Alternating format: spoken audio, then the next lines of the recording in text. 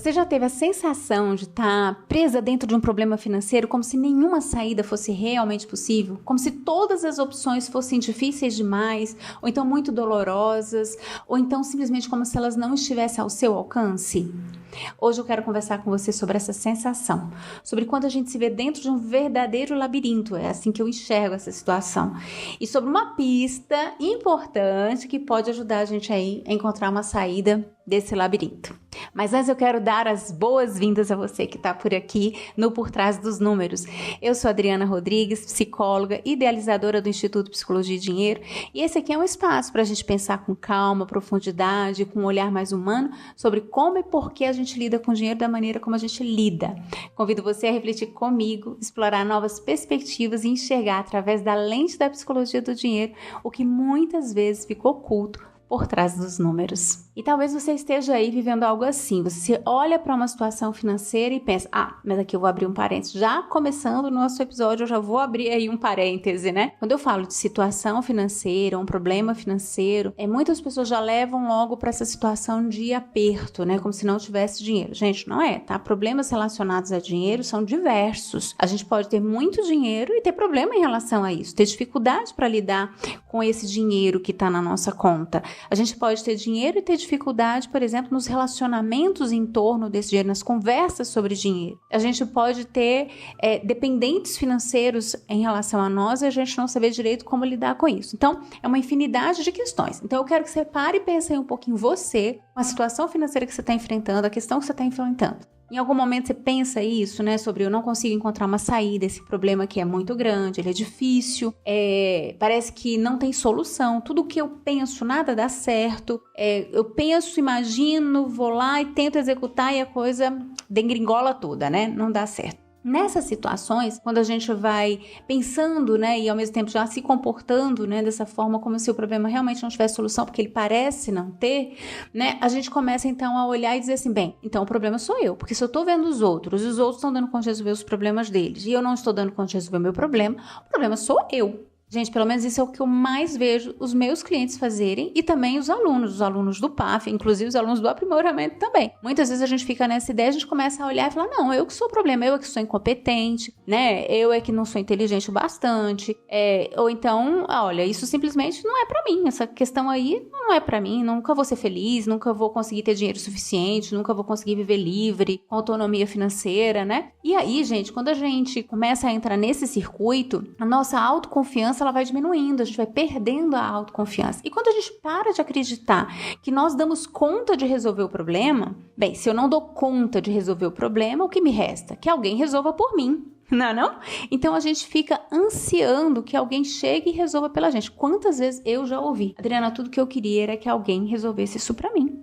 Gente, não tem como não alguém chegar aqui agora e resolver isso pra mim? Tem que ser eu mesma, né? Porque às vezes a situação é tão delicada, tão problemática pra aquela pessoa, ela não se sente capaz de fazer, ela quer que alguém resolva por ela. Só que isso não tem como acontecer, né? A gente não tem como que o outro resolver os nossos próprios problemas, né? Alguém pode pegar na mão, pode ajudar, mas não vai resolver o problema. E aí a gente vai se sentir como?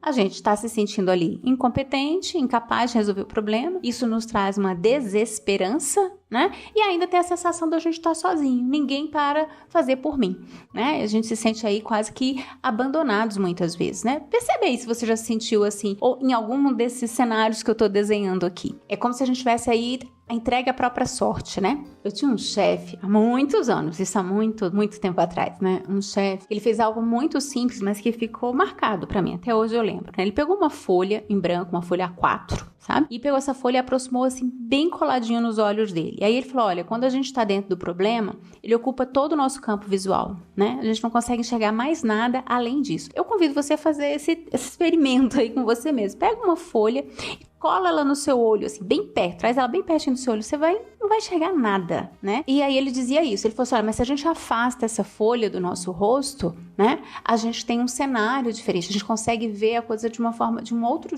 forma, né?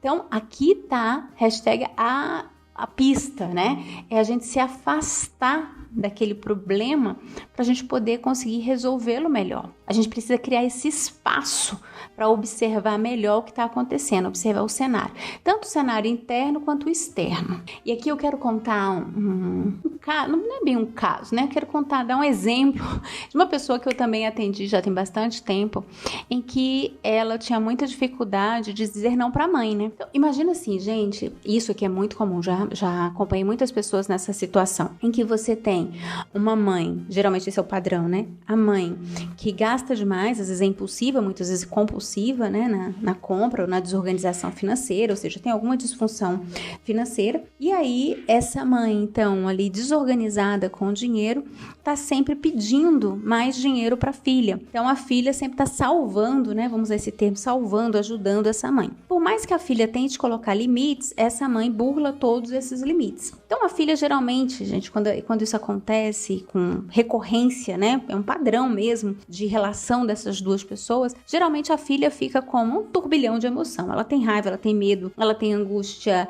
ela tem tristeza, né? Tudo isso junto e misturado. E aí, imersa nesse turbilhão de emoção, imersa nos medos, nas questões que estão ali postas, ela não consegue enxergar a saída. Toda a saída que ela vê parece impossível, improvável, né? Imagina assim, eu vou dar um limite, vou dizer não para minha mãe, mas a minha mãe acabou de me dizer que se eu não der o dinheiro para ela não vai pagar o aluguel e ela vai ser despejada.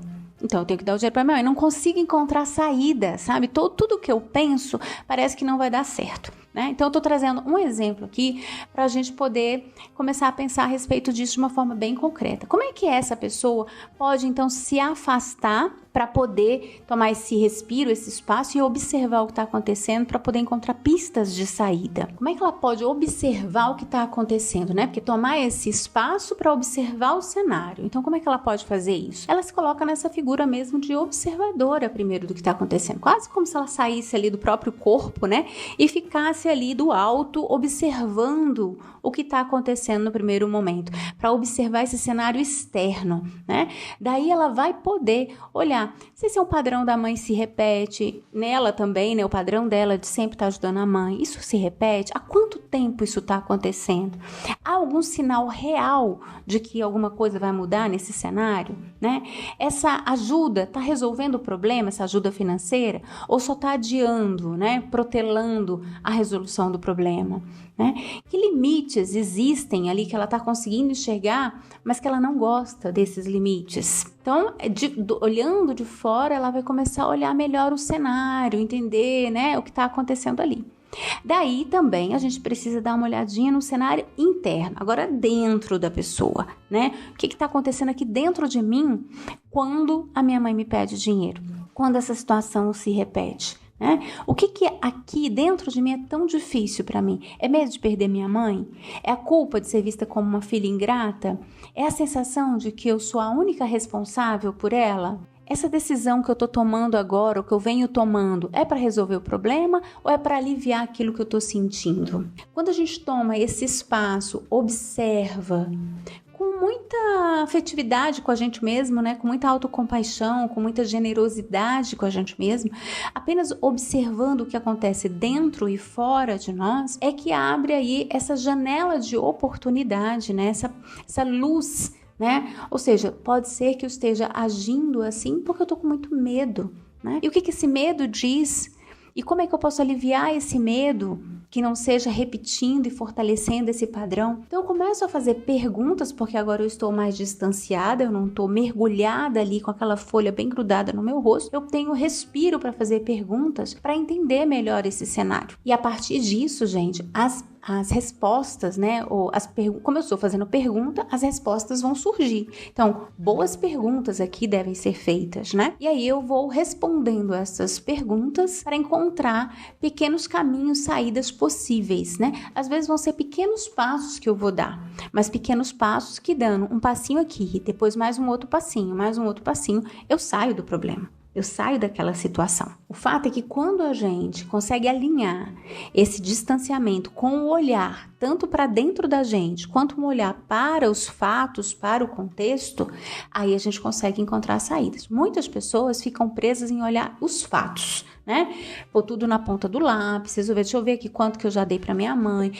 Percebo, olhando os números, que é um poço sem fundo, e isso é muito bacana, isso é muito importante de fazer também. Mas se eu não olhar para dentro de mim, fica capenga, entende? Porque a minha resolução, ela vai ser meramente baseada naquelas informações, naqueles fatos. Sem alinhar com as minhas emoções, eu não vou dar conta de sustentar isso, entendem? Não consigo sustentar. Daqui a pouco eu tô de novo sofrendo as mesmas coisas. E aí tô dizendo não para minha mãe, aumentando a minha culpa, o meu medo, a minha confusão interna, até uma hora que eu vou lá e dou de novo dinheiro para ela. Então, estou trazendo um exemplo aqui da mãe, mas poderia ser qualquer outro exemplo, né? Qualquer outro exemplo. Quando a gente conquista a capacidade de olhar para dentro da gente, com esse olhar mais amoroso, sobre o que passa aqui dentro, com curiosidade mesmo, né? O que eu estou sentindo, né? Qual é a história desse meu sentimento, inclusive, aqui dentro, a gente vai ficando menos reativo, sabe? E a gente vai ficando mais consciente. E isso vai tornando decisões difíceis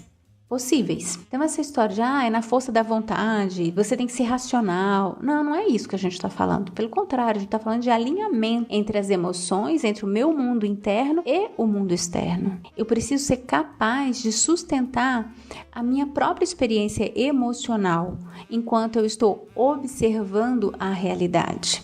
Porque se o meu mundo interno, as minhas emoções, é um mundo desconhecido para mim, o meu autoconhecimento ele é muito empobrecido, eu vou ter muita dificuldade de tomar decisões financeiras, resolver meus problemas ligados ao dinheiro de uma forma mais saudável, de uma forma consciente e principalmente de uma forma que se sustente ao longo do tempo. É por isso que para nós, na psicologia do dinheiro, lidar com as questões de dinheiro sem autoconhecimento é um caminho perigoso. Porque não basta a gente saber o que fazer, é preciso que a gente entenda também quem está fazendo, né? Quem sou eu aqui tomando essa decisão? Se eu estou atendendo um cliente, seja porque eu sou planejadora financeira, seja porque eu sou psicóloga, se eu estou atendendo aquela pessoa, eu preciso ajudar essa pessoa também a entrar em contato com o mundo interno dela. Eu preciso ouvir esse mundo interno dessa pessoa. Ajudar essa pessoa a desenvolver o seu próprio autoconhecimento, para que cada vez mais ela possa tomar decisões difíceis, né? Mas com sanidade, preservando a nossa sanidade mental. O convite especial que eu quero fazer para vocês é no dia 24 de janeiro, nós vamos começar uma nova turma do PAF, Programa Autodescoberta Financeira, um programa assim de 3 meses para você conhecer a história por trás dos números, da forma como você lida com o dinheiro e poder aí reescrever uma nova história com o dinheiro, uma que te leve a uma vida financeira muito mais tranquila. Mas olha, eu vou dizer para vocês do fundo do meu coração, viu? Eu sempre trago essa fala, né? Uma para trazer uma vida financeira mais tranquila, mais leve, que faça sentido para você. Mas olha, quando a gente começa a observar a forma como a gente lida com o dinheiro e o significado que está por trás disso, gente, o que a gente tem é uma experiência muito mais profunda. Eu digo que é uma experiência mesmo existencial, sabe? Então, vem que vai ser bom demais. Eu te espero com a gente.